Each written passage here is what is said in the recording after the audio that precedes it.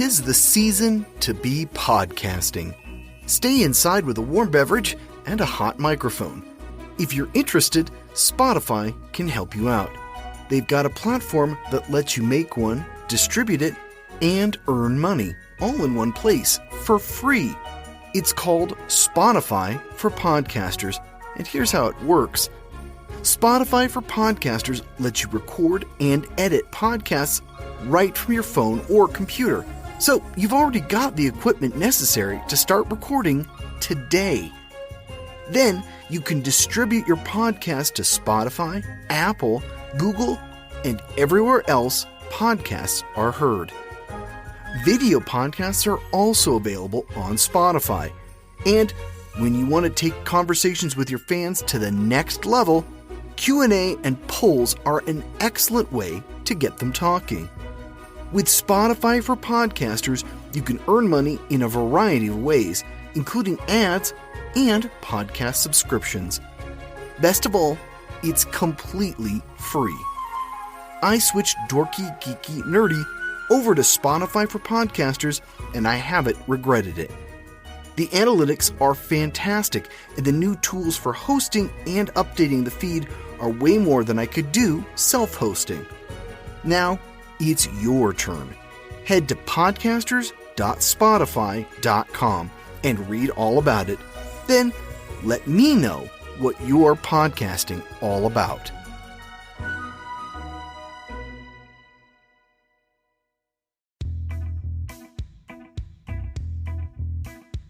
It's time to split up and look for clues.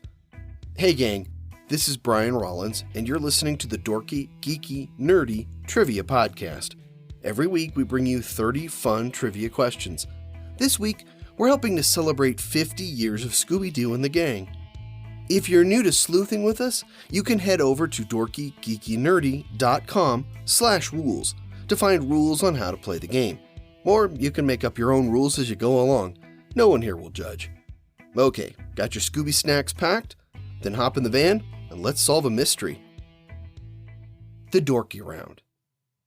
Number 1. What was the title of the first Scooby-Doo series?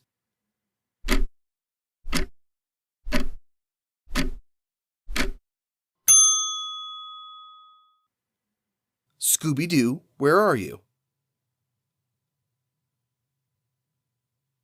Number 2. What breed of dog is Scooby-Doo?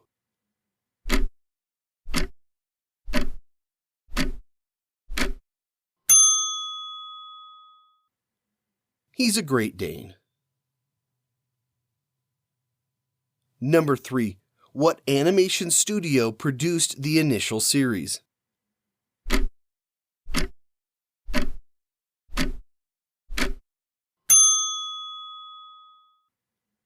Hanna-Barbera. Number 4. What one-time companion became the villain of the 2002 live-action Scooby-Doo movie?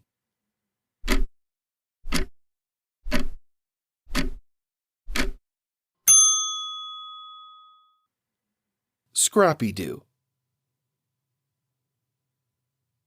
Number 5. Which series imagined the gang as young children?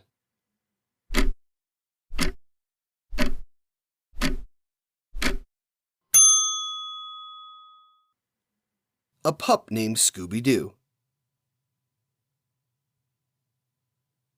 Number 6. From 1969 to 1996, who voiced Scooby-Doo?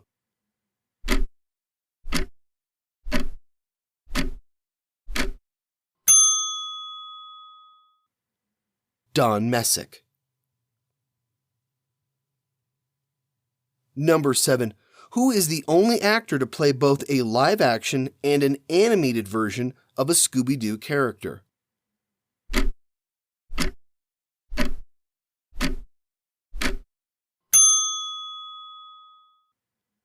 Matthew Lillard played Shaggy in both live-action movies and went on to voice the character as well.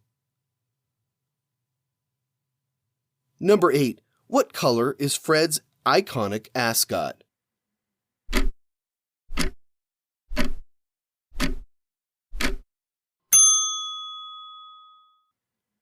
It's orange. Number 9. In a pup named Scooby-Doo, who is perpetually and wrongfully accused of being the culprit.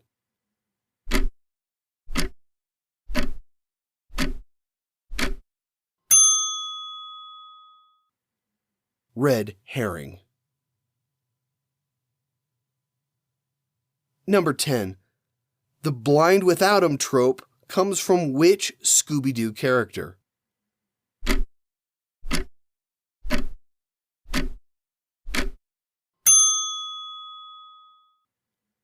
Velma. Losing her glasses was an oft-used plot device.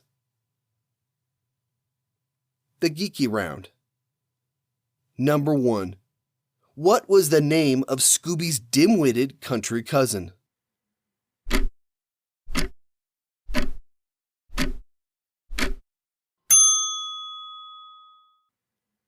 Scooby-Dumb.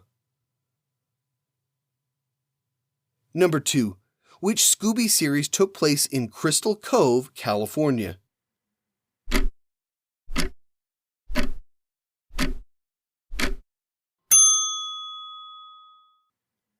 Scooby-Doo Mystery Incorporated. Number 3. What basketball team was a frequent guest on the new Scooby-Doo movies?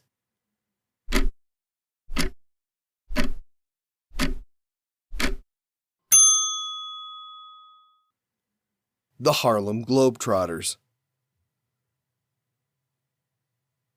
Number 4.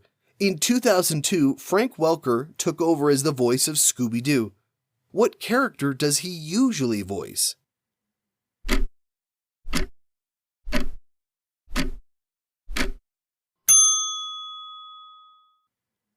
Since the show's inception in 1969, Frank Welker has played Fred Jones.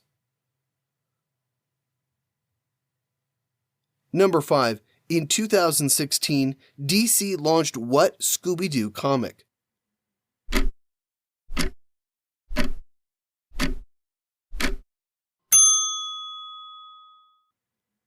Scooby Apocalypse. Number 6. Which Scooby-Doo series co-starred Vincent Price?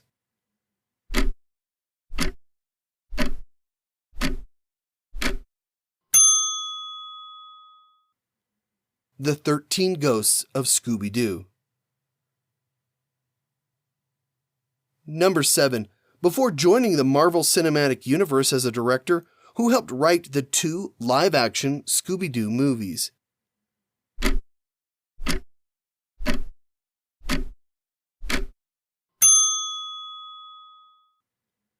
James Gunn.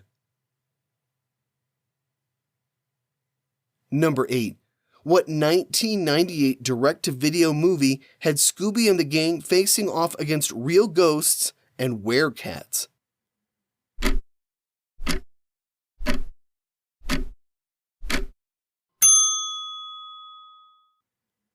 Scooby-Doo and Zombie Island. Number 9. What lighter and softer version of Scooby-Doo debuted in October 2015?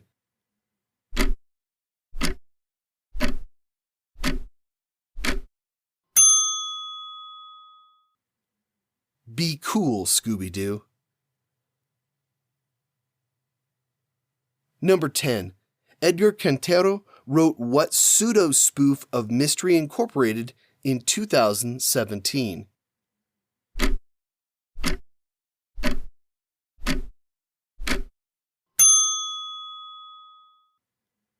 Meddling Kids. Scooby and Shaggy are looking a little hungry, so we'll stop for our book of the week. This week we're featuring the Scooby-Doo Encyclopedia. Unmask the world of Scooby-Doo with the official character encyclopedia. This illustrated encyclopedia features in-depth profiles, stats, and history of Scooby-Doo and the Mystery Incorporated gang.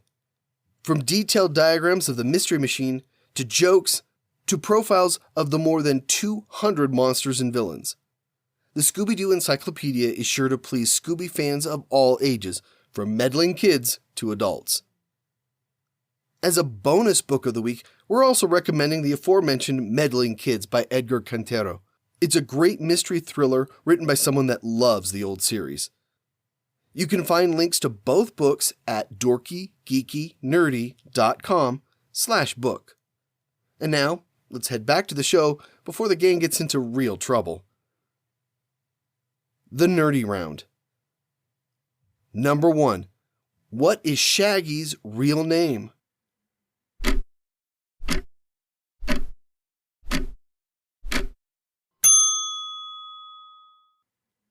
Norville Rogers.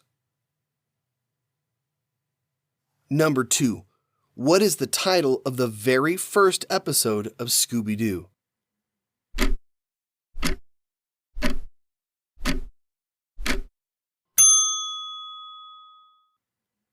What a Night for a Night. Number 3. In early script drafts, what was Scooby-Doo's name?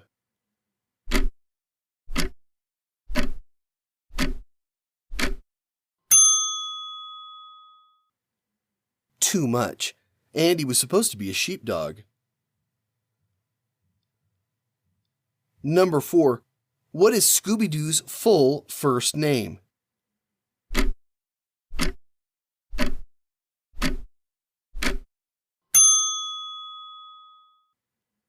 Scoobert.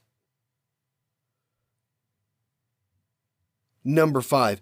Casey Kasem refused to voice Shaggy in a commercial for what restaurant?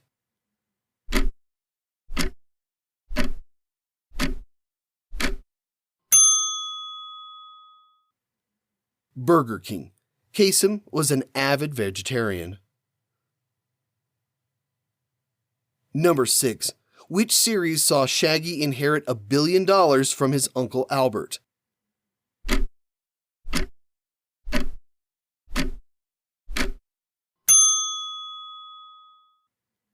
Shaggy and Scooby-Doo Get a Clue.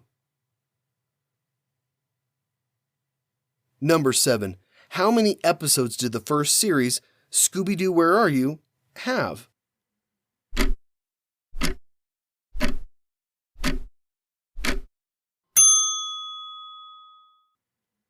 "25 episodes over 2 seasons. Number 8. What's the name of Scooby's sister?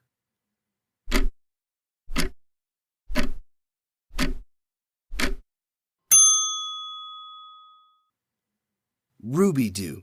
She's Scrappy-Doo's mother. Number 9. In Harvey Birdman, Attorney at Law, Scooby and Shaggy are arrested for what?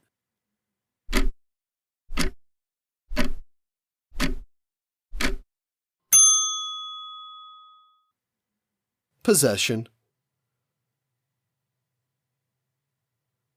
Number 10. Which original Mystery Incorporated members were left out of the 13 Ghosts of Scooby-Doo?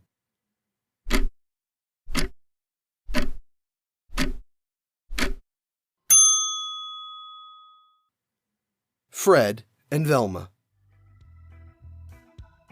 Oh good, you didn't get caught up in one of Fred's traps. I hope you had some fun. Scooby-Doo was a big part of my childhood, and it was fun sharing it with my kids and you all. We'll be back next week with more fun and adventure. Speaking of which, here's your clue.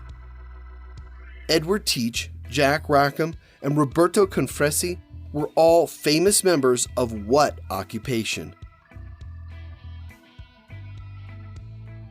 Please take a moment to follow us on Facebook and Twitter, and be sure to leave a review on your podcast directory of choice like Apple Podcasts or Stitcher. It's a huge help in getting us fresh ears. Well, that's all the time we have. Time to sign off. I'm your host, Brian Rollins. Thanks for listening.